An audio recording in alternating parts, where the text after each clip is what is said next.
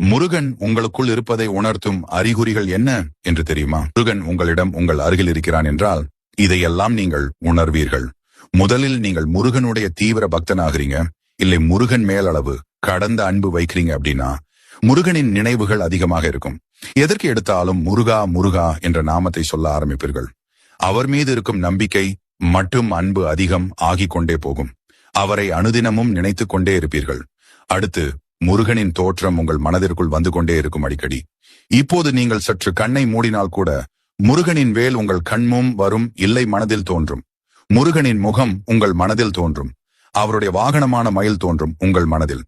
ஓம் முருகா, முருகன் துணை, யாம் இருக்க பயமேன் என்றால் சொற்கள் உங்கள் மனதில் ஓடிக்கொண்டே இருக்கும், இல்லை உங்கள் காதில் கேட்கும். அடுத்து முருகனுக்கு உகந்த நாள் அன்று முருகன் உங்கள் கனவில் வருவார். இல்லை என்றால் தற்செயலாக முருகனின் பெயரை கேட்பீர்கள். அவர் புகைப்படம் பார்ப்பீர்கள். பஸ் ஆர் வண்டியில் போகும் பொது முருகன் சம்பந்தப்பட்ட ஏதாவது ஒன்றை பார்ப்பீர்கள். இல்லை என்றால் இப்போது பார்த்து கொண்டிருக்கிறீர்களே எங்கள் பொதுநலம் வீடியோ, இப்படி கூட ஏதோ ஒரு வகையில் அடிக்கடி முருகன் சம்மதம் பட்டவை உங்கள் முன் வரும்.